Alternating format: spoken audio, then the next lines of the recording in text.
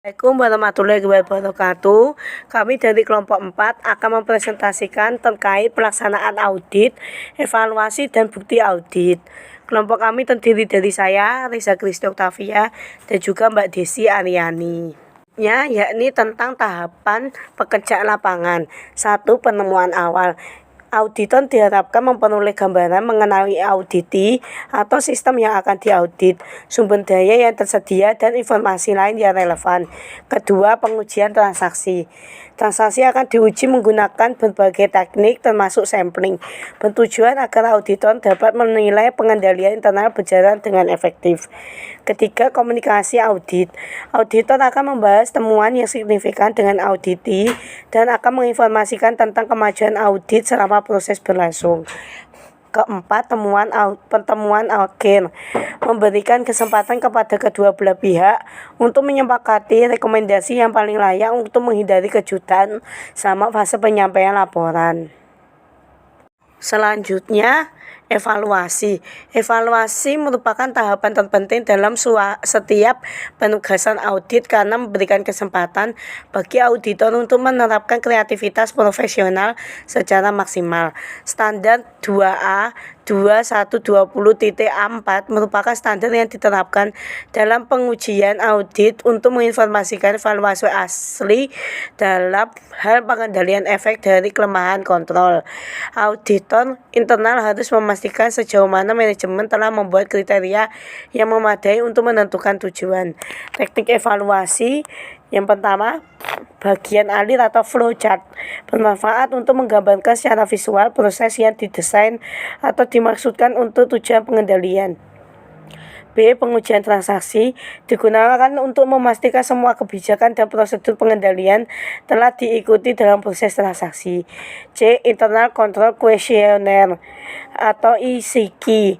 ICQ menuntun auditor untuk bertanya tentang internal control khusus atau umum kepada manajemen auditi. D. Internal Control Evaluasi Sistem atau ICES. ICES sama dengan ICQ, namun lebih ditekankan pada aspek sistem informasi yang diterapkan auditi. Bukti audit. Bukti yang didapatkan selama pelaksanaan audit harus memberikan dasar yang memadai untuk memberikan pendapat auditor. Temuan dan rekomendasi auditor yang dinyatakan dalam laporan auditor diwajibkan bertindak secara objektif, profesional, serta cermat dan seksama, dan mengumpulkan informasi yang cukup, kompeten, relevan, dan bermanfaat untuk memberikan dasar yang kuat atas temuan dan rekomendasi. Sesuai standar kriteria 2A 2310 tentang mengidentifikasi informasi, disebutkan bahwa auditor internal harus mengidentifikasi informasi yang memadai, dapat diandalkan, relevan, dan berguna untuk mencapai tujuan penugasan yang telah diinterpretasikan. Baik, selanjutnya yaitu kriteria bukti. Yang pertama, cukup, yaitu jumlah bukti audit yang menggambarkan keseluruhan kondisi yang dipermasalahkan dengan mempertimbangkan sampling statistik, materialitas, tingkat resiko, dan tingkat pengetahuan auditor terhadap operasional aktivitas yang diaudit. Yang kedua, relevan, yaitu bukti berhubungan langsung dengan tujuan dan ruang lingkup audit yang dijalankan.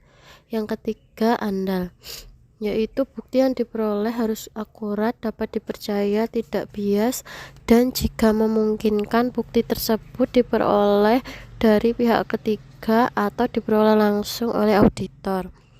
Klasifikasi bukti audit berdasarkan sumber. Yang pertama yaitu bukti internal, yang kedua bukti internal eksternal, yang ketiga bukti eksternal internal, yang keempat yaitu bukti eksternal.